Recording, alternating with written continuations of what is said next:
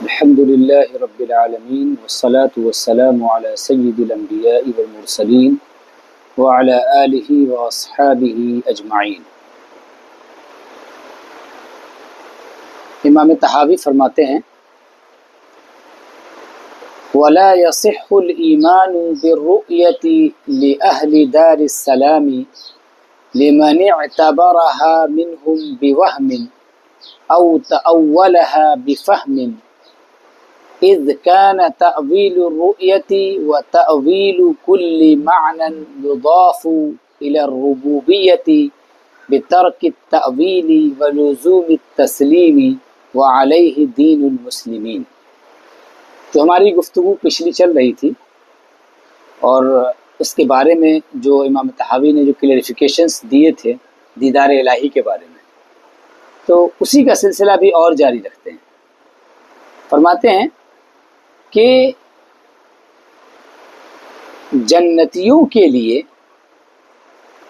دیدار پر ایمان کا جو عقیدہ ہے وہ درست نہیں ہوگا اس انسان کے لیے جو اس کو سمجھے گا اپنے وہم سے یا اس کو سمجھے گا اپنی فہم سے۔ کہنا یہ چاہتے ہیں کہ دیدار کا جو عقیدہ ہے اس میں عقل لڑانے کی ضرورت نہیں ہے۔ کہہ رہے ہیں اذ کان تأویل الرؤیۃ و تأویل کل معنی یضاف الی الربوبیہ، اس لیے کہ دیدار کی تعویل، اس کی تفسیر، اس کی توضیح، اس کی تشریح اور ہر اس صفت کی تشریح جو رب تعالیٰ کی طرف منسوب ہے، جس کا تعلق اللہ تعالیٰ کے ساتھ ہے، اس کی تعویل کیا ہے؟ کہہ رہے ہیں ترک التاویل بترک التاویل، اس کی تشریح یہ ہے کہ وہاں پر تعویل نہ کیا جائے۔ یعنی دیدار کے بارے میں، دیدار کا جو عقیدہ ہے اس کو سمجھنے میں اصل چیز یہ ہے کہ تعویل نہ کی جائے، اپنی عقل نہ لڑائی جائے، اپنی فہم کا استعمال نہ کیا جائے، یہی اس کی تعویل ہے۔ کیونکہ اگر اپنی عقل سے تعویل کرنے بیٹھیں گے تو آپ کو کچھ بھی کلیئر نہیں ہونے والا ہے کہ وہ دیدار کیسے ہوگا اور کس طرح سے ہوگا، کیونکہ دیکھنا جو ہوتا ہے وہ تو ایک پارٹیکولر دکھتا ہے، وہ ایک پارٹیکولر ڈائریکشن میں ہوتا ہے۔ اللہ تبارک و تعالیٰ ان تمام چیزوں سے پاک ہے، تو جتنا آپ اپنی عقل سے تعویل کرتے جائیں گے اتنے ہی زیادہ آپ کے لیے پریشانیاں کھڑی ہوتی جائیں گی اور آپ کا عقیدہ جو ہے نا وہ کیا ہو جائے گا؟ کنفیوزڈ ہو جائے گا۔ تو اس لیے دیدار الہی کے عقیدے میں اس کی توضیح، اس کی تشریح، اس کا کلیریفیکیشن صرف یہی ہے کہ انسان سرنڈر کر دے اور تسلیم کر لے، تعویل کو چھوڑ دے اور تسلیم کو لازم پکڑ لے۔ تسلیم کا مطلب ٹو سرنڈر، اللہ تبارک و تعالیٰ کے حکم کو ایز اٹ از قبول کر لینا کہ دیدار ہوگا، تفصیلات ہم نہیں جانتے، ڈیٹیل ہم نہیں جانتے، تو اور اتنی ہی ڈیٹیل ہم جانتے ہیں جتنا اللہ اس کے رسول نے ہم سے بتایا ہے۔ اور اللہ کے رسول صلی اللہ علیہ وسلم نے اتنا بتا دیا ہے کہ دیدار ایک دم کلیئر ہوگا، اس میں کوئی ڈاؤٹ نہیں ہوگا، کیونکہ میں نے حدیث سنائی تھی کہ اللہ کے رسول صلی اللہ علیہ وسلم نے ارشاد فرمایا انکم سترون ربکم کما ترون القمر لیلۃ البدر، تم اپنے رب کو دیکھو گے جیسے کہ 14ویں کا چاند دیکھتے ہو، ٹھیک ہے؟ لا تضامون فی رؤیتہ، اور تمہیں اس کے دیکھنے میں کوئی شبہ نہیں ہوتا ہے۔ جیسے 14ویں کا چاند دیکھنے میں شبہ نہیں، ویسے دیدار الہی میں شبہ نہیں، دیدار الہی ہوگا۔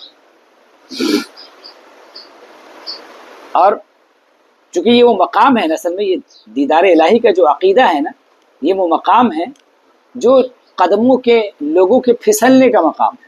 انسان اگر اپنی عقل کا استعمال کرے گا، وہم کا استعمال کرے گا، فہم کا استعمال کرے گا تو اس کے پھسلنے کا امکان ہے، ٹھیک ہے؟ تو اب ایک اور عقیدہ بیان کر رہے ہیں جو کہ دیدار الہی کے عقیدے کو اور واضح کر رہا ہے۔ فرماتے ہیں وَمَن لَّمْ يَتَوَقَّ النَّفْيَ وَالتَّشْبِيهَ ضَلَّ وَلَمْ يُصِبِ التَّنزِيهَ، جو انسان نفی سے اور تشبیہ سے نہیں بچے گا وہ پھسل جائے گا، اور تنزیہ باری کا جو عقیدہ ہے اس کو نہیں پا سکے گا۔ کیا کہنا چاہ رہے ہیں؟ کہنا یہ چاہ رہے ہیں کہ یہاں پر اصل میں دو گروہ ہو گئے ہیں. ایک گروہ وہ ہے جس نے اس بنیاد پر کہ عقل کا استعمال اگر یہاں پر کرتے ہیں، وہم کا اگر استعمال کرتے ہیں تو تجسیم و تشبیہ لازم آتی ہے. تجسیم و تشبیہ اس لیے کیونکہ دنیا میں جب ہم کسی کو دیکھتے ہیں تو دیکھنا جو ہوتا ہے وہ ایک جسم کا دوسرے جسم کو ہوتا ہے، پارٹیکولر ڈائریکشن میں ہوتا ہے اور پارٹیکولر ڈسٹینس پر ہوتا ہے، اور یہ ساری چیزیں اللہ تعالیٰ کے لیے ہے نہیں. تو اس لیے کچھ لوگوں نے سرے سے دیدار الہی کا انکار کر دیا. تو ہمیں کس سے بچنا ہے؟ نفی سے بھی بچنا ہے، یعنی دیدار الہی کا انکار ہم کو نہیں کرنا ہے، دیدار کو ثابت بھی کرنا ہے ہمیں. ٹھیک ہے؟ ایسا نہ ہو کہ آپ زیادہ جو ہے صاحب توحید، اہل توحید میں بننے کے لیے آپ سرے سے دیدار کا انکار ہی کر دیں کہ نہیں، چونکہ یہ جو دیدار کا عقیدہ ہے اس کی بنیاد پر اللہ تعالیٰ کے لیے وہ خرابیاں لازم آتی ہیں، وہ خرابیاں سمجھ میں آتی ہیں جو اللہ تعالیٰ کے لیے نہیں ہونی چاہیے، تو لہٰذا ہم سرے سے دیدار کے عقیدے کو ہی ہم نگیٹ کر دیں. ایسا نہیں ہوگا. اور دوسرا پہلو کیا ہے؟ دوسرا اینگل کیا ہے؟ دو ایکسٹریم لیول ہے. ایک ایکسٹریم لیول یہ ہے کہ اللہ تعالیٰ کا کہ دیدار کا انکار کر دیا جائے. دوسرا ایکسٹریم لیول یہ ہے کہ آیات کے ظاہری معنی پر عمل کرتے ہوئے جو اس کی لیٹرل میننگ ہے اور اس کی میننگ جو ہم اپنی عقل سے سمجھتے ہیں اس کے معنی کو قبول کرتے ہوئے، اس معنی کو ایکسیپٹ کرتے ہوئے، اس میننگ کو لیتے ہوئے ہم یہ کہیں کہ یہ جو دیدار ہوگا گویا ایسے ہی ہوگا جیسے مخلوق کا، انسانوں کا ہمیں دیدار ہوا کرتا ہے. تو امام طحاوی نے دونوں سے ہم کو بچنے کے لیے کہا ہے، دو ایکسٹریم لیول سے بچنا ہے. اہل سنت بیچ میں ہے، نہ ادھر نہ ادھر، نہ دیدار کا انکار کرتے ہیں اور نہ اس دیدار کو انسانوں جیسا دیدار کہتے ہیں، بلکہ وہ کہتے ہیں کہ دیدار ہوگا، کوئی شبہ نہیں ہے، لیکن کیفیت کیا ہوگی اس کو اللہ تبارک و تعالی جانتا ہے، ہم نہیں جانتے، ہمیں کچھ نہیں پتا. ٹھیک ہے؟ وہ جو جس کیفیت کو ہم سمجھتے ہیں اس کیفیت سے پاک ہے. دنیا میں جو دیکھنے کی کیفیت ہوتی ہے اس سے پاک ہوگا وہ دیدار. اسی لیے انہوں نے کہا کہ وَمَن لَّمْ يَتَوَقَّ النَّفْيَ وَالتَّشْبِيهَ، جو نفی اور تشبیہ دونوں سے نہیں بچے گا، ذل، وہ پھسل جائے گا. وَلَمْ يُصِبْ التَّنزِيهَ، اور تنزیہ باری تعالیٰ کے عقیدے کو نہیں پا سکے گا. اصل میں کیا ہے؟ تنزیہ کو نہیں پا سکے گا. کیوں کہا انہوں نے؟ اصل میں تنزیہ کیا چیز ہے؟ تنزیہ یہ ہے کہ اللہ تبارک و تعالیٰ کی ذات ہر عیب سے پاک ہے اور مخلوق کی مشابہت سے، مخلوق کے ساتھ، کریشن کے ساتھ اس کا کوئی ریزمبلنس نہیں ہے، کوئی مشابہت اس کی نہیں پائی جاتی. اس عقیدے کو تنزیہ کہتے ہیں. اور دیدار الہی کا جو عقیدہ ہے اگر اس کو ایز اٹ از ہم قبول کرتے ہیں تو اس صورت میں اللہ تبارک و تعالیٰ کے لیے تنزیہ کا عقیدہ نہیں پایا جاتا ہے. اور اگر ہم سرے سے دیدار الہی کا انکار کر دیتے ہیں تو دوسری طرف نصوص کا، جو قرآنی آیات ہیں، احادیث ہیں، ان کا انکار لازم آتا ہے. اسی لیے ہم بیچ میں ہیں اہل سنت، دیدار کو ثابت مانتے ہیں اور ہم یہ مانتے ہیں کہ وہ کیفیت کے ساتھ نہیں ہوگا. اب کہتے ہیں کہ یہ ساری جو گفتگو ہماری ہے وہ کیوں ایسی ہے، ہم اتنا زیادہ ایمفیسس کیوں کر رہے ہیں ان چیزوں پر کہ اللہ تبارک و تعالیٰ کا دیدار کیفیت کے ساتھ نہیں ہوگا، اس پر اتنا ایمفیسس کیوں ہے؟ کہتے ہیں فَإِنَّ رَبَّنَا جَلَّ وَعَلَا مَوْصُوفٌ بِصِفَاتِ الْوَحْدَانِيَةِ مَنْعُوتٌ بِنُعُوتِ الْفَرْدَانِيَةِ لَيْسَ فِي مَعْنَاهُ أَحَدٌ مِّنَ الْبَرِيَّةِ. اس لیے کہ ہمارا جو رب ہے وہ وحدانیت کی صفت کے ساتھ موصوف ہے، یعنی ہر چیز میں وہ یکتا و تنہا ہے، ہر صفت میں وہ اپنی یکتا و تنہا ہے. منعوت بنعوت الفردانیہ، اللہ تبارک و تعالیٰ صفت فردانیت کے ساتھ موصوف ہے. اور لیس فی معناہ احد من البریہ، اور مخلوق میں سے کوئی بھی اللہ کی صفت میں کسی بھی طرح سے شریک نہیں ہے. جب ہم نے یہ مان لیا کہ اللہ تبارک و تعالیٰ کی کسی صفت میں مخلوق اس کے ساتھ ایسوسیٹ کے طور پر ہے ہی نہیں، تو جو دیدار الہی ہوگا اس دیدار الہی کو ہم انسانوں کے دیدار کی طرح کیسے کہہ سکتے ہیں؟ یہ بتانا چاہیے.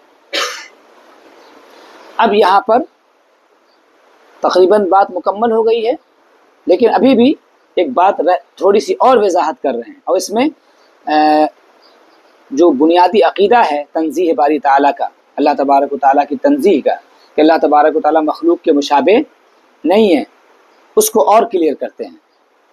فرماتے ہیں کہ تعالی عن الحدود والغایات، اللہ تعالیٰ حدود اور غایات سے پاک ہے۔ حدود کا مطلب کوئی اینڈ، کوئی چیز، کسی کا کوئی ایک لمیٹیشن جو ہوتا ہے، لمیٹیشن سے اللہ تعالیٰ پاک ہے۔ ہم کیا ہے، ہماری ہر چیز لمیٹڈ ہے، ہاتھ ہے تو اس کا ایک لمٹ ہے، ٹھیک ہے، پاؤں ہے اس کا ایک لمٹ ہے، ہمارے دیکھنے کی بھی ایک لمٹ ہے، ہمارے سننے کی بھی ایک لمٹ ہے، ہر چیز لمیٹڈ ہے۔ لیکن اللہ تبارک و تعالیٰ کے لیے یہ نہیں کہ وہ یہاں سے وہاں جاتا ہے، وہاں سے یہاں آتا ہے، ایسا کچھ نہیں، کیونکہ یہ ساری چیزیں اگر ہم اللہ کے لیے ثابت کرتے ہیں تو پھر آپ کو ڈائریکشن ثابت کرنا پڑے گا، جگہ ثابت، زمانہ ثابت، ٹائم ثابت کرنا پڑے گا، پلس اللہ تبارک و تعالیٰ کے لیے ثابت کرنا پڑے گا، اور یہ ساری چیزیں اللہ کی مخلوق ہیں، اور مخلوق کبھی خالق کے مشابہ نہیں ہو سکتی۔ تو کہتے ہیں کہ اللہ تبارک و تعالیٰ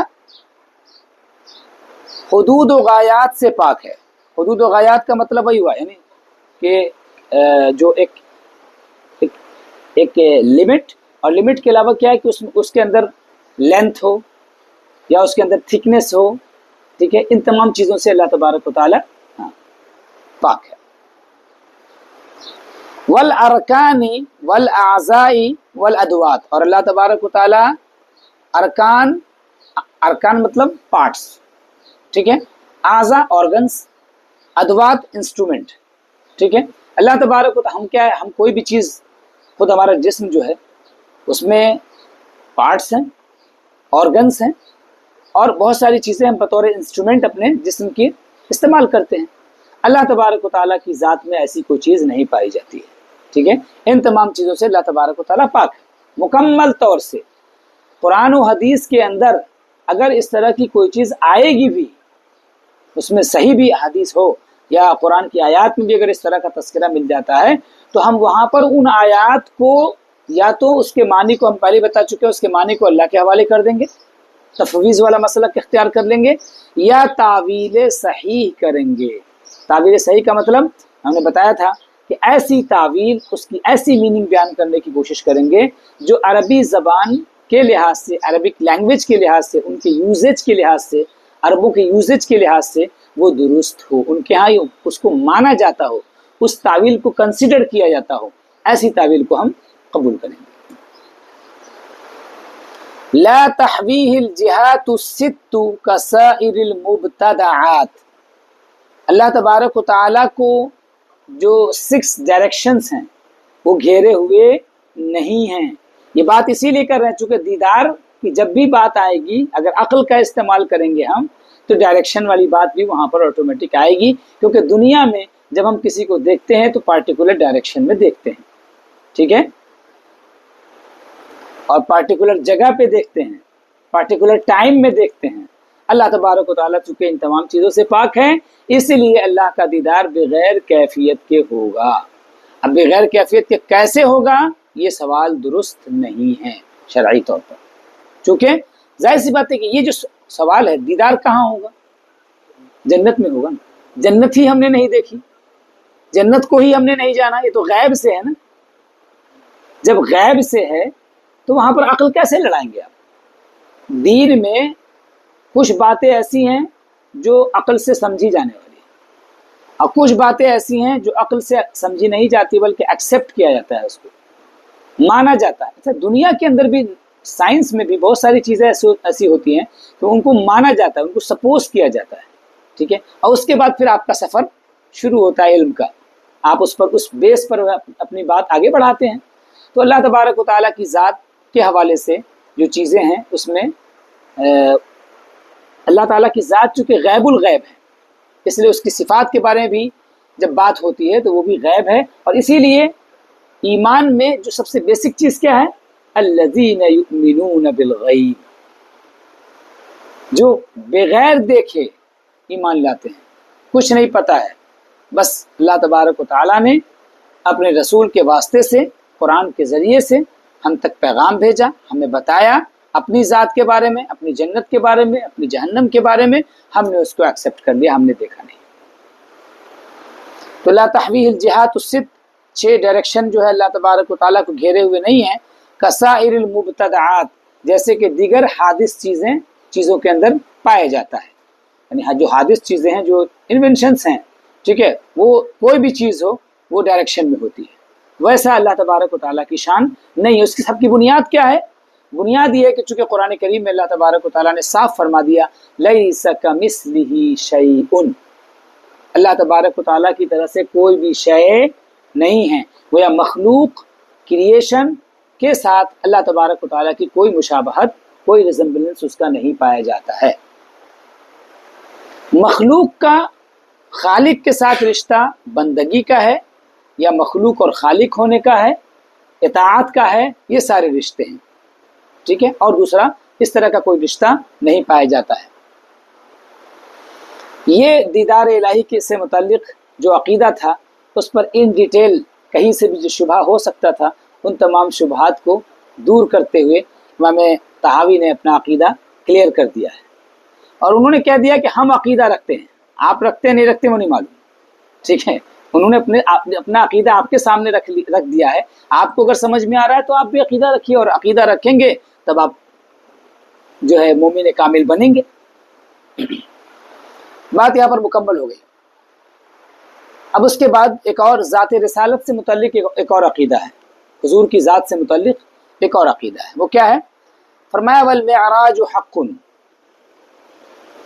معراج کیا ہے؟ برحق ہے۔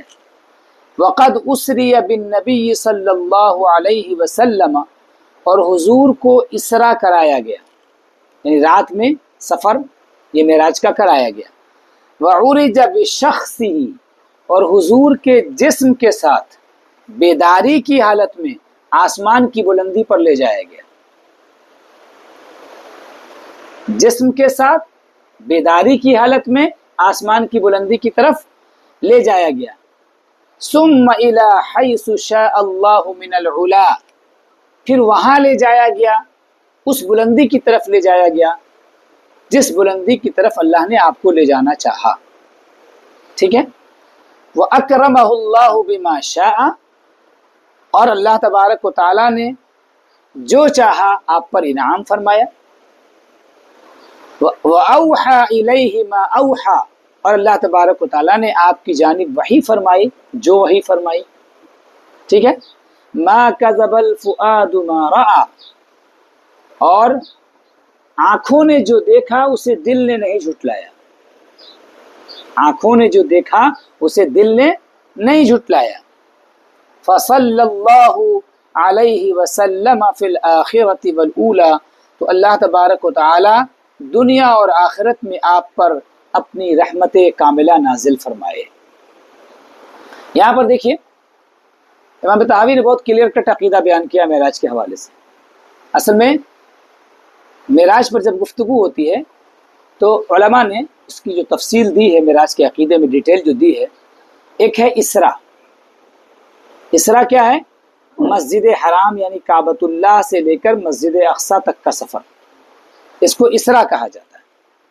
تو علماء نے فرمایا کہ اگر کوئی اسرا کا منکر ہوگا تو وہ کافر ہوگا۔ اسرا کا اگر کوئی انکار کرتا ہے، یعنی کعبۃ اللہ سے حضور تشریف لے گئے ایک فریکشن آف سیکنڈ میں، ٹھیک ہے، حضور کہاں تشریف لے گئے؟ مسجد اقصیٰ تک، اس کا اگر کوئی انکار کرتا ہے تو وہ کافر ہوگا، اگر کوئی تعویل نہیں کرتا ہے تو، ٹھیک ہے، کافر ہو جائے۔ کیوں کافر ہوگا؟ اس لیے کہ قرآن میں اس کا صاف صاف ذکر ہے۔ اللہ تبارک و تعالیٰ نے فرمایا سبحان الذی اسری بعبدہ لیلا من المسجد الحرام الی المسجد الاقصی، پاک ہے وہ ذات جو اپنے خاص بندے کو رات کے ایک تھوڑے سے حصے میں، بہت معمولی سے حصے میں، مسجد حرام سے مسجد اقصیٰ تک لے گئی۔ یہ ہوا اسرا۔ اور اسرا کے آگے یعنی مسجد اقصیٰ کے آگے جو بھی سفر ہے پورا اللہ تبارک و تعالیٰ کے قرب خاص تک، یہ جو ہے پورا معراج کہلاتا ہے، ٹھیک ہے۔ بعض حضرت محبوب الہی سلطان المشائخ نظام الدین اولیاء رحمۃ اللہ علیہ نے اس میں تھوڑی سی اور تفصیل کی، اور آپ نے فرمایا کہ مسجد حرام سے مسجد اقصی تک کا جو سفر ہے وہ کیا ہے؟ اسرا ہے، اور یہ بشریت کی معراج ہے۔ حضور کی جو ہے ایک شان بشر بھی ہے نا حضور، تو حضور کی بشریت کی معراج ہے کہ کسی بشر کے اندر یہ طاقت نہیں وہ اتنے معمولی سے لمحے میں مسجد حرام سے مسجد اقصی پہنچ جائے اور واپس بھی آ جائے۔ یہ حضور کی بشریت کی معراج ہے۔ اور مسجد حرام مسجد اقصی سے لے کر کے سدرۃ المنتہا تک کا جو سفر ہے، سدرۃ المنتہا تک کا جو سفر ہے، جو سدرۃ المنتہا وہ مقام ہے جہاں حضرت جبریل رہتے ہیں، اور اس سے آگے وہ بھی نہیں بڑھتے، ٹھیک ہے؟ تو یہاں تک کا جو سفر ہے یہ کہا گیا کہ یہ معراج ہے۔ کیا ہے؟ یہ معراج ہے، اور اس کا منکر اہل سنت سے خارج ہے، ٹھیک ہے؟ گمراہ ہے، کافر نہیں ہے، ٹھیک ہے؟ اس کا منکر اہل سنت سے خارج ہے، گمراہ ہے، کافر نہیں ہے۔ کیوں؟ اس لیے کہ سدرۃ المنتہا تک کا جو سفر ہے وہ احادیث صحیحہ سے مشہورہ سے ثابت ہے، لیکن ظاہر سی بات ہے کہ جتنی بھی حدیثیں ہیں وہ سب خبر احاد ہیں۔ خبر احاد کا مطلب ہے کہ متواتر نہیں ہے وہ، ہے نا، کہ اس کا انکار کفر ہو جائے۔ تو اس لیے نبی کریم صلی اللہ علیہ وسلم کے اگر کوئی انسان مسجد اقصی سے سدرۃ المنتہا تک کے سفر کا انکار کرتا ہے تو وہ اہل سنت میں تو نہیں رہے گا، لیکن وہ اہل سنت میں نہیں ہوگا، اس کا انکار کرے گا تو وہ اہل سنت میں نہیں ہوگا، لیکن مسلمان ہوگا، ٹھیک ہے؟ کافر نہیں کہلائے گا۔ اس کے بعد اور یہ جو سلطان مشائخ نے فرمایا کہ یہ جو سفر ہے یہاں سے مسجد اقصی سے لے کر کے سدرۃ المنتہا تک کا جو سفر ہے یہ حضور کی جو شان نور ہے، نورانی جو شان ہے، نور والی جو شان ہے، اس شان کی معراج ہے کہ لائٹ کے اندر بھی اتنی طاقت نہیں ہے کہ وہ اتنے فریکشن آف سیکنڈ میں وہاں اتنا لمبا سفر طے کرے اور لوٹ کے بھی آ جائے۔ تو حضور کی نورانیت کی معراج ہے، ٹھیک ہے؟ اب سدرۃ المنتہا سے جہاں اللہ تبارک و تعالیٰ نے آپ کو قرب خاص میں بلایا، جس کو ہم بیان بھی نہیں کر سکتے، اس لیے بیان نہیں کر سکتے کیونکہ جب اس کے بعد آپ دنیا سے کٹ گئے نا تو بیان ہم کیسے کریں گے، ہے نا؟ ہم اتنا ہی کہیں گے کہ جہاں اللہ تعالیٰ نے اس کے آگے بلایا، ٹھیک ہے؟ تو یہ جو سفر حضور کا ہے یہ سفر کیا ہے؟ یہ سفر اس کو کہا آپ نے کہ یہ اعراج ہے، معراج کے بعد اعراج ہے، اور یہ حضور کی مظہریت کی معراج ہے۔ مظہریت کیا ہے؟ مطلب یہ کہ نبی کریم صلی اللہ تعالی علیہ وسلم اپنے رب کی تجلی کاملہ ہیں، تجلی کامل ہیں، پرفیکٹ تجلی ہے اللہ تبارک و تعالیٰ کی۔ نبی کریم صلی اللہ علیہ وسلم اپنے رب کا مظہر ہیں، اسی لیے کہا گیا کہ مطلب جس نے مجھے دیکھا اس نے اللہ تبارک و تعالیٰ کو دیکھ لیا۔ بزرگوں کے ہاں یہ بات آئی ہے حدیث کے ایک اشارے سے، ٹھیک ہے؟ من رآنی فقد رأى الحق کا ایک اشارہ صوفیہ نے جو ہے وہ اس طرف لیا ہے، جس نے مجھے دیکھا اس نے اللہ کو دیکھ لیا، ٹھیک ہے؟ تو یہ جو حضور کی شان ہے کہ حضور اپنے رب کا مظہر کامل ہیں، یہ اس کا اعلان ہے، اس کا اظہار ہے یہ، ٹھیک ہے؟ تو یہ تین اینگل یہاں پر آتے ہیں۔ امام اچھا دوسری چیز جب معراج پہ گفتگو ہوتی ہے نا تو جو فلاسفہ ہیں وہ معراج کو معراج ظاہری نہیں مانتے ہیں، جسمانی نہیں مانتے ہیں، بلکہ معراج روحانی مانتے ہیں، ٹھیک ہے؟ اور اس سلسلے میں ایک بات جو ہے سیدہ عائشہ سے بھی منسوب ہو کر کے آئی ہے، تو سیدہ عائشہ نے بھی جو ہے گویا حضور کی جسمانی معراج کا انکار کیا۔ اس کی وجہ یہ ہے کہ وہ کہتی ہیں کہ میں نے حضور کے جسم کو نہیں کھویا، یعنی میرے بستر سے حضور کا جسم کبھی غائب ہی نہیں ہوا۔ تو اب یہ سمجھ میں آنے والی بات ہے، اصل میں کیا دیکھیے وہ جو مدت ہے اتنی مختصر سی ہے تو پتہ کہاں چلے گا؟ پتہ چلے گا کہ اتنی معمولی مدت ہے، وہ اتنا معمولی فریکشن آف سیکنڈ ہے نا، تو اگر بیٹھے بیٹھے میں یہاں پر فریکشن آف سیکنڈ کے لیے غائب بھی ہو جاؤ تو آپ کو پتہ چلے گا کیا؟ نہیں پتہ چلے گا نا۔ تو سیدہ عائشہ رضی اللہ تعالیٰ عنہا نے جو بات کہی ہے وہ دنیاوی لحاظ سے بات کہی ہے، ظاہری لحاظ سے بات کہی ہے، ٹھیک ہے؟ اور رہی بات روحانی معراج کی، تو روحانی معراج تو حضور کو بہت بار ہوئی. ایک اور دوسری روایات بھی اس پر موجود ہیں کہ میں خواب کی حالت میں تھا، ٹھیک ہے، تو میں نے رأیت ربی فی احسن صورت، میں نے اپنے رب کو احسن صورت پر دیکھا، بہترین صورت پر دیکھا. اس کی حدیث الگ ہے، اور یہ جو معراج ہے اس کی حدیث الگ ہے. تو اس لیے معراج جسمانی کا انکار اہل سنت نے نہیں کیا. سید عائشہ کے قول میں تعبیر کیا، یہ اہل سنت کا متفقہ عقیدہ ہے کہ حضور کی معراج جسمانی تھی. ٹھیک ہے. اچھا، دوسری چیز ہے کہ بیداری کی حالت میں تھی، یہ بھی بتا دیا انہوں نے، یعنی وہ خواب کی بات نہیں ہے. ٹھیک ہے.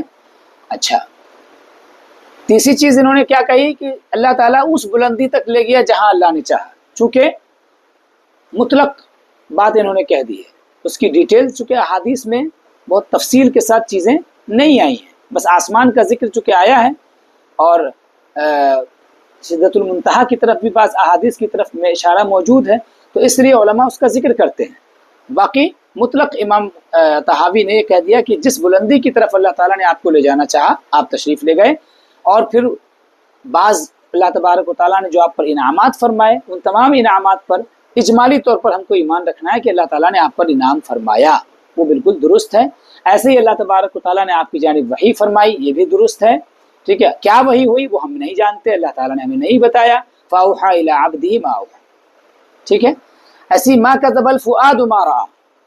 امام طحاوی نے بہت ایک دم اجمال کے ساتھ یعنی شارٹ میں باتیں لکھی ہیں یہاں پر کہ دل نے اس کو نہیں جھٹلایا جس کو دیکھا.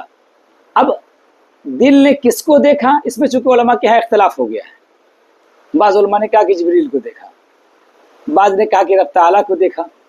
ٹھیک ہے. جن علماء نے کہا کہ رب تعالیٰ کو دیکھا تو معنی یہ ہوگا کہ دل نے جو رب تعالیٰ کا مشاہدہ پہلے سے کر رکھا تھا، جب آنکھوں نے دیکھا تو اس کو جھٹلایا نہیں، یعنی بالکل سیم تھا دیدار وہ. اور بعض علماء نے کہا کہ نہیں، جبریل امین کو پہلے بھی آپ نے دیکھ رکھا تھا، اب جب آپ نے پھر سے دیکھا تو دل نے اس کو جھٹلایا نہیں، یعنی دیدار بالکل سیم تھا. امام طحاوی نے یہاں پر کوئی فیصلہ نہیں کیا ہے، انہوں نے ایسا لفظ ذکر کیا جو دونوں پہلوؤں کی طرف، دونوں اینگل کی طرف اشارہ کر رہا ہے. ٹھیک ہے. چونکہ اس میں خود اہل سنت کا اختلاف موجود ہے. ٹھیک ہے. اور ایسی رویت کی بحث کو انہوں نے نہیں چھیڑا یہاں پر. مطلق رویت کی بات تو کہی کہ دیدار ہوا، اللہ تبارک و تعالیٰ کو دیکھا، لیکن وہ عینی ہے کہ قلبی ہے، چونکہ اہل سنت کے خود اس میں اختلاف ہے. اگرچہ اس سلسلے میں جمہور اہل سنت کا جو عقیدہ ہے وہ یہی ہے کہ اللہ تبارک و تعالیٰ کے پیارے رسول صلی اللہ علیہ وسلم نے اپنے رب کا دیدار ظاہری آنکھوں سے کیا، سر کی آنکھوں سے کیا. ٹھیک ہے. جمہور اہل سنت اسی پر ہیں، لیکن خود اہل سنت میں اس سلسلے میں اختلاف موجود ہے. ٹھیک ہے. اچھا، میں نے جو اس دن گفتگو کی تھی غوث پاک کے حوالے سے، اس سے یہ بات سمجھی جا سکتی ہے کہ یہ اختلاف علماء کے درمیان ہوا کیوں. کیونکہ بھائی یہ جو چشم سر اور چشم قلب، دل کی آنکھ اور سر کی آنکھ، جب آپ اس دنیا سے کٹ کے وہاں چلے گئے، دنیا سے کٹ ہی گئے، تو وہاں پر چشم سر اور چشم قلب وہ دونوں الگ الگ تھوڑی باقی رہے گا. تو اسی لیے جو ہے اس طرح کا یہ اختلاف علماء کے درمیان ہو گیا. چونکہ احادیث جو ہے نا، وہ احادیث میں ایسی کوئی وضاحت بہت کلیئر کٹ نہیں ہے. ٹھیک ہے. تو اسی بنیاد پر یہ علماء کے درمیان اختلاف ہو گیا ہے، اور اس میں کوئی شبہ نہیں ہے کہ بہرحال اللہ تبارک و تعالیٰ کا دیدار نبی کریم صلی اللہ علیہ وسلم نے فرمایا. سر سے کیا کہ دل سے کیا، اس میں تو اختلاف ہو سکتا ہے، لیکن راجح قول جو علماء کے ہاں میجورٹی آف اسکالرس جو ہے اس کو ایکسیپٹ کرتے ہیں وہ یہی ہے کہ نبی کریم صلی اللہ علیہ وسلم نے اللہ تعالیٰ کا دیدار اپنے سر کی آنکھوں سے کیا. بات ختم ہو گئی. ایک اور عقیدہ ہے جو ذات رسالت سے متعلق ہے. فرماتے ہیں وَالْحَوْضُ الَّذِي أَكْرَمَهُ اللَّهُ تَعَالَى بِهِ غِيَاثًا لِأُمَّتِهِ حَقٌّ. وہ حوض جو اللہ تعالیٰ نے آپ کو عطا فرمایا ہے اپنی امت کی مدد کے لیے، وہ برحق ہے. یعنی جس حوض پر حضور جام کوثر پلائیں گے، ٹھیک ہے، وہ برحق ہے. ایک ان شارٹ انہوں نے پوری بات یعنی حوض کا ذکر کر دیا، اور حوض کے اندر جو جڑی ہوئی جتنی باتیں ہیں وہ سب اس کے اندر انکلوڈ ہو گئی. جو کہ حوض کی صفت کے بارے میں، حوض کیسا ہے نہیں ہے، اس کے بارے میں حدیث میں ذکر ملتا ہے. اس کا پانی کیسا ہوگا کہ ایک بار پی لے گا تو آدمی پیاسا نہیں ہوگا، اس طرح کی تمام چیزیں آئیں، تو ایک لفظ ذکر کر کے ساری باتوں کو اس کے اندر انہوں نے انکلوڈ کر دیا ہے۔ تو حوض پر ایمان برحق ہے۔ وَالشَّفَاعَةُ الَّتِي ادَّخَرَهَا لَهُمْ حَقٌّ، اب شفاعت پر گفتگو کر رہے ہیں، اور وہ شفاعت جو اللہ تبارک و تعالیٰ نے ان کے لیے ذخیرہ کر رکھی ہے، یعنی مومنین کے لیے، وہ برحق ہے۔ یعنی کما روی فی الاخبار، جیسا کہ احادیث میں آیا ہے، یعنی اللہ تبارک و تعالیٰ کل قیامت کے دن اپنے نبی صلی اللہ تعالیٰ علیہ وسلم کی شفاعت کو قبول فرمائے گا۔ اچھا، مطلق شفاعت کا ذکر کیا ہے، چونکہ حضور کی شفاعت کے بعد انبیاء بھی شفاعت کریں گے، اولیاء بھی شفاعت کریں گے، بلکہ عام مومنین صالحین جو صالح مومن ہیں وہ بھی شفاعت کریں گے اپنے سے کم تر لوگوں کے لیے۔ یہاں تک کہ دنیا میں یہ کہا گیا کہ اگر کوئی عالم ہوگا، متقی عالم، اس کو ایک لوٹا پانی بھی دیا ہوگا تو وہ بھی جو ہے اس انسان کی شفاعت کرے گا جس نے اس کی خدمت کی، ٹھیک ہے، اس کی شفاعت کرے گا۔ اب شفاعت پر جب گفتگو آتی ہے نا، تو تھوڑی سی گفتگو اس پر تفصیل سے کر لی جائے۔ شفاعت کی بنیادی طور پر دو قسمیں ہیں، شفاعت کبریٰ اور شفاعت صغریٰ۔ شفاعت کبریٰ اور شفاعت صغریٰ۔ شفاعت کبریٰ کیا ہے؟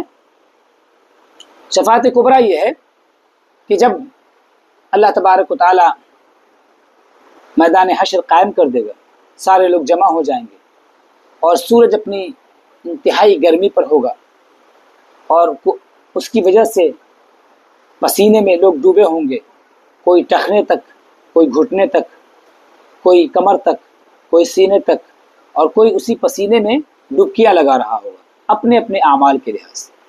اور بہت سے ایسے ہوں گے جن کو وہ احوال، جو محشر کے جو احوال ہیں، اس کا جو خوف ہے ان کو محسوس ہی نہیں ہوگا، ٹھیک ہے۔ تو وہ جو میدان محشر جو قائم ہوگا، اور ابھی حساب و کتاب نہیں ہوگا، حساب و کتاب سے جو پہلے کا مرحلہ ہے، اس کا جو پری سٹیج ہے، وہ بڑا عجیب و غریب اور بہت پریشانی کا عالم ہوگا۔ ہر کوئی پریشان حال ہوگا، سوچے گا کہ جو بھی میرا انجام ہونا ہے، چاہے جنت میں جاؤں چاہے جہنم میں جاؤں، حساب تو شروع ہو جائے۔ یہ جو پریشانی میں ہم گھرے ہوئے ہیں کہ سورج ایک دم قریب ہے، سوا نیزے پہ ہے، اور پسینے میں ایک دم انسان ڈوبا ہوا ہے، اپنے عمل کے لحاظ سے ڈبکیاں لگا رہا ہے، اس سے تو نجات ملے کم سے کم۔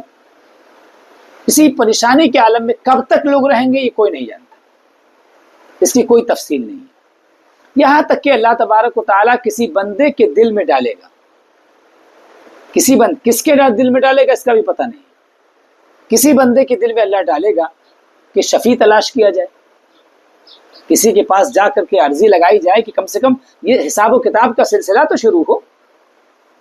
چنانچہ اب اس کے بعد وہ حضرت آدم سے شروع کریں گے، اور ایک ایک کر کے بالترتیب جو ہے انبیاء کرام کے ہاں شفاعت کے لیے جائیں گے۔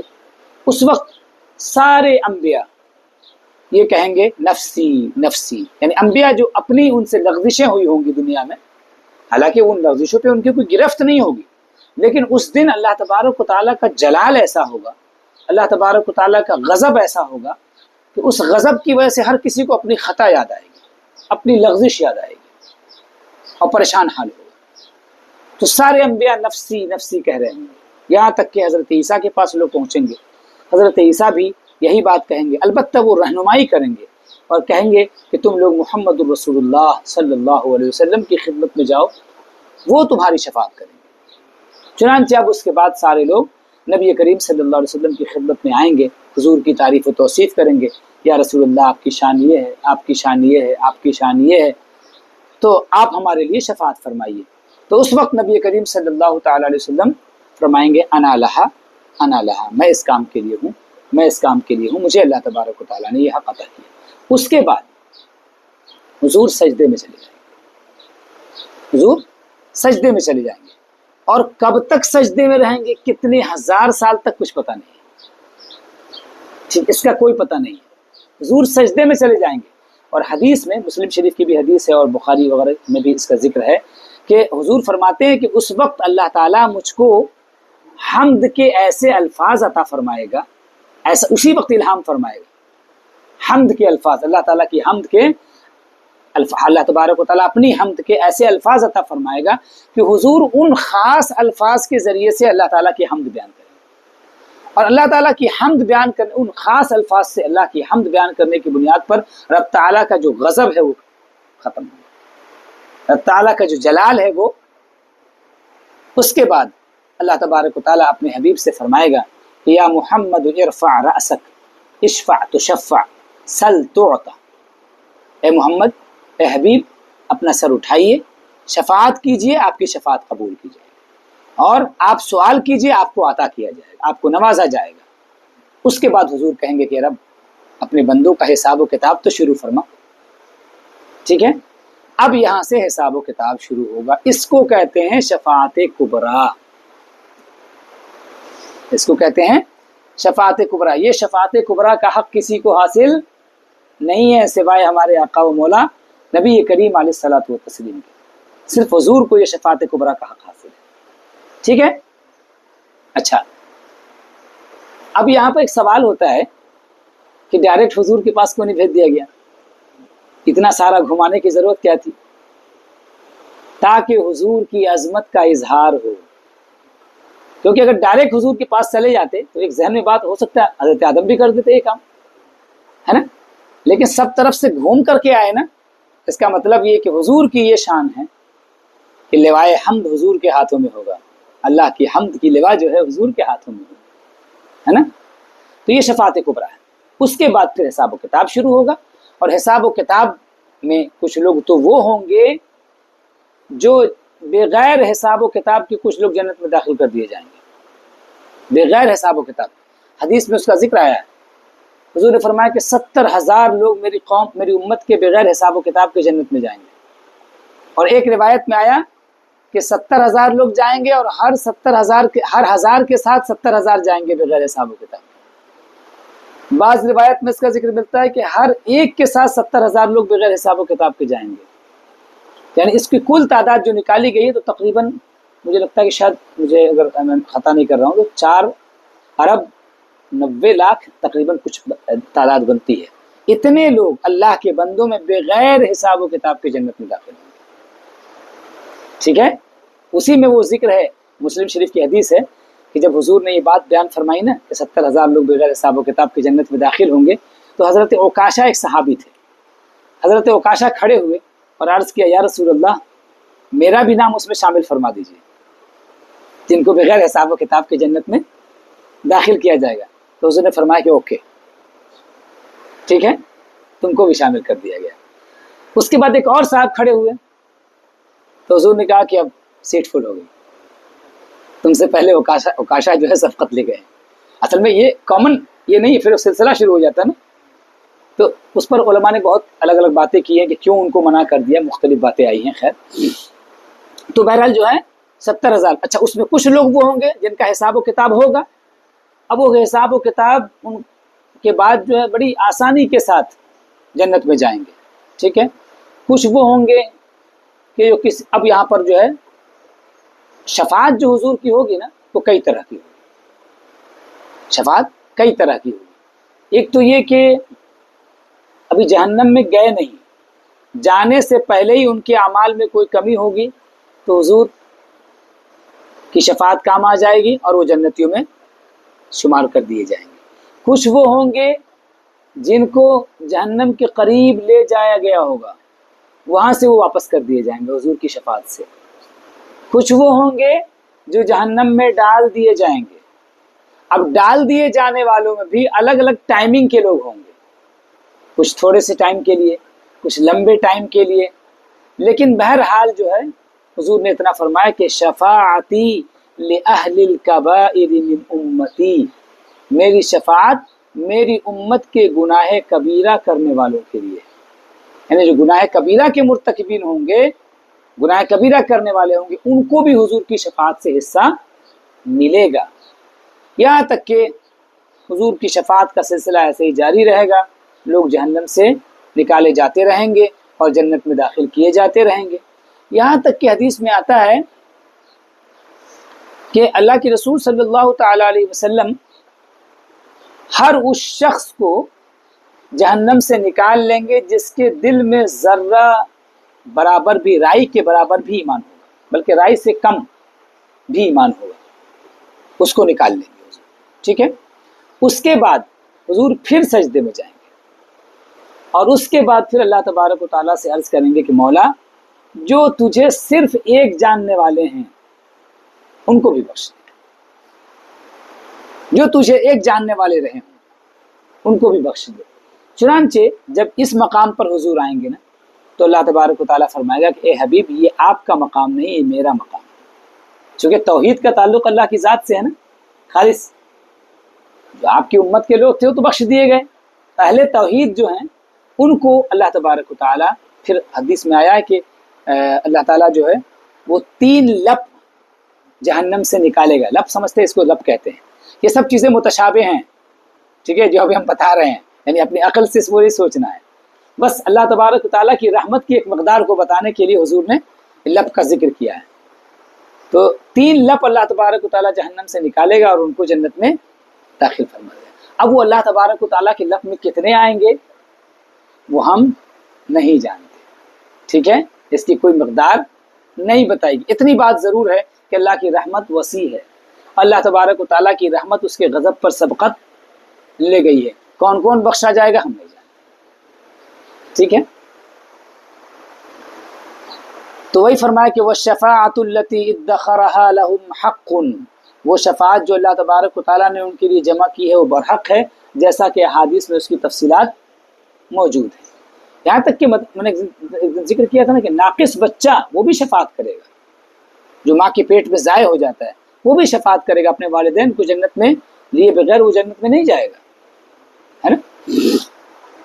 اس کے بعد فرماتے ہیں وَالْمِيثَاقُ الَّذِي أَخَذَهُ اللَّهُ تَعَالَى مِنْ آدَمَ وَذُرِّيَّتِهِ حَقٌّ، اللہ تبارک و تعالیٰ نے آدم علیہ السلام سے اور ان کی اولاد سے جو وعدہ لیا تھا وہ بھی برحق ہے، جس کا ذکر جو ہے اللہ تبارک و تعالیٰ نے 9ویں پارے میں فرمایا ہے، ٹھیک ہے، سورہ اعراف کے اندر اللہ تبارک و تعالیٰ نے فرمایا کہ وَإِذْ أَخَذَ رَبُّكَ مِنْ بَنِي آدَمَ مِنْ ظُهُورِهِمْ ذُرِّيَّتَهُمْ وَأَشْهَدَهُمْ عَلَىٰ أَنفُسِهِمْ أَلَسْتُ بِرَبِّكُمْ، اللہ تعالیٰ نے کیا وعدہ لیا آدم علیہ السلام سے اور ان کی اولاد سے کہ کیا میں تمہارا رب نہیں ہوں؟ تو ساری روحوں نے بالاتفاق کہا کہ بلا شبہ یقیناً تو ہمارا رب ہے۔ تو یہ وعدہ روز الست میں لیا جا چکا ہے، عالم بالا میں روحوں کی دنیا میں لیا جا چکا ہے، اس پر ہمارا ایمان ہے۔ اور اسی لیے حضور نے فرمایا کہ کل مولود یولد علی فطرت الاسلام، ہر بچہ فطرت اسلام پر پیدا ہوتا ہے۔ فطرت اسلام پر اسی لیے پیدا ہوا چونکہ وہ تو وعدہ کر چکا ہے نا اللہ سے، اللہ کی توحید کو قبول کر چکا نا۔ یہ الگ بات ہے کہ دنیا میں فَأَبَوَاهُ يُهَوِّدَانِهِ أَوْ يُنَصِّرَانِهِ أَوْ يُمَجِّسَانِهِ، البتہ اس کے والدین جو ہوتے ہیں جس گھر میں وہ پیدا ہوتا ہے وہ اسے یا تو جیو بنا دیتے ہیں یا کرسچن بنا دیتے ہیں یا اسے آتش پرست مجوسی بنا دیتے ہیں، ٹھیک ہے، یعنی ڈفرینٹ جو مذہب ہے اس میں وہ چلے جاتے ہیں، لیکن پیدا ہوتا ہے وہ فطرت اسلام کے ساتھ۔ مراد یہ ہے کہ اللہ تبارک و تعالیٰ کی وحدانیت پر ایمان کے ساتھ وہ پیدا ہوتا ہے، لیکن دنیا کی جو انوائرمنٹ ہے، انوائرمنٹ کی وجہ سے انسان چینج ہو جاتا ہے۔ جی شفاعت صغریٰ میں نے پہلے بتایا، اس کو شفاعت صغریٰ کہتے ہیں، جیسے ذکر نہیں کیا میں نے، وہی اس کے بعد جتنی شفاعت سب شفاعت صغریٰ ہی ہے، یعنی جو فرسٹ جو گیٹ ہے نا حساب و کتاب کا شروع ہونا حضور کی شفاعت سے ہے، اسی کو شفاعت کبریٰ کہا جاتا ہے، اور اس کے علاوہ جتنی شفاعتیں ہیں قسمیں وہ سب شفاعت صغریٰ میں آتی ہے۔ وہ شفاعت صغریٰ اسی لیے کہا جاتا ہے چونکہ اس کے بغیر وہ شفاعت ملے گی ہی نہیں نا، اس لیے۔ اچھا بس گفتگو آج جو یہیں پر روک دیتے ہیں، ٹھیک ہے، چونکہ آگے پھر اور تھوڑی تفصیل آ جائے گی، تو یہیں پر آج کی گفتگو کو، آج کا سیشن ختم کرتے ہیں۔ وصلی اللہ تعالی علی خیر خلقہ سیدنا و مولانا محمد وعلی آلہ واصحابہ اجمعین برحمتک یا ارحم الراحمین۔